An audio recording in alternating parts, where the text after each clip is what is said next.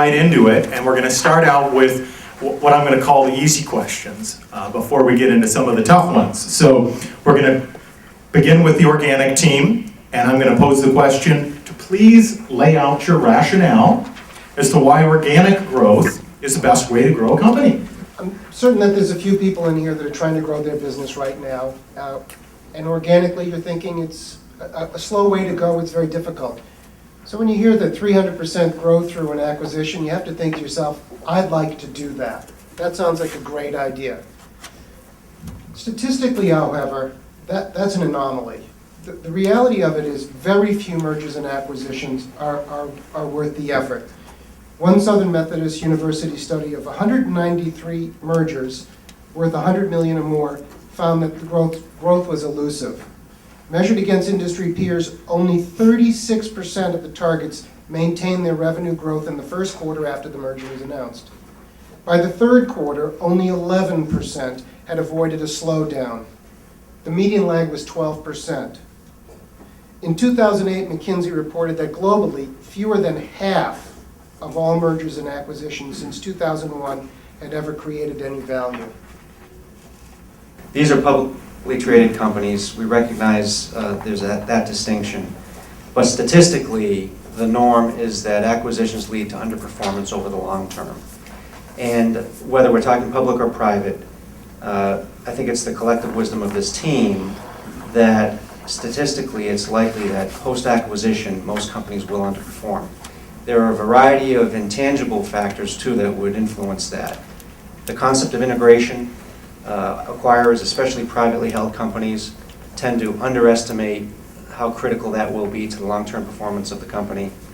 There's the concept of culture clashes between the acquired company and the acquiring company.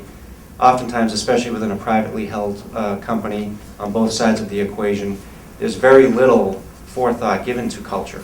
Culture is typically a byproduct of the founder or the owner that manages that business, and it's evolved over time. And when you try to meld or blend two cultures that are strongly driven by personalities, the likelihood of success there is pretty low. There are a variety of other intangible or anecdotal reasons why these types of acquisitions can lead to less productivity, less success over time. But those two factors tend to be, in our experience, significantly underestimated prior to actually doing the deal.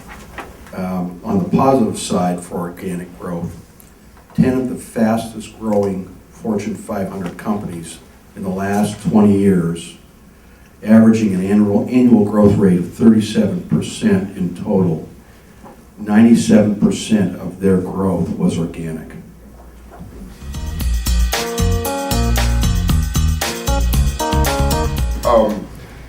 Only 50% of more than half of the companies acquired have created value.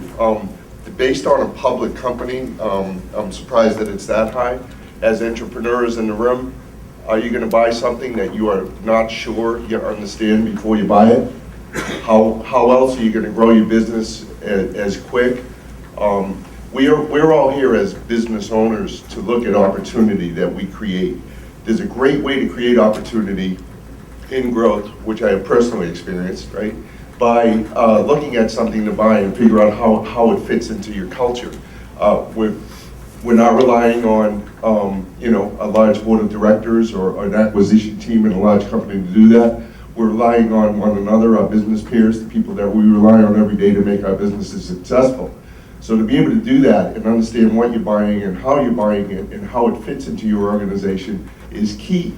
And what you will see is diversification, top line revenue growth, and if you have redundancies in your existing business, you're even going to see greater profits because you're able to eliminate some of those redundancies. So I think the statistics speak for themselves, but I think as entrepreneurs looking at opportunity to grow a business quickly and understand how to do it in a way that is advantageous to your core group is the way to go in using in buying a company. What I found is that privately held companies and small businesses and mid-sized businesses, culture to them is the holy grail. Their employees are what they're all about. Before they make any strategies or strategic change when it comes to growth, They involve everybody. It's very different from publicly held companies. They do not look at another company without getting that support and involvement from their employees. So culture really rules. Growth based on cash flow, so sales would be achieved through positive cash flow, as opposed to an acquisition using equity or debt.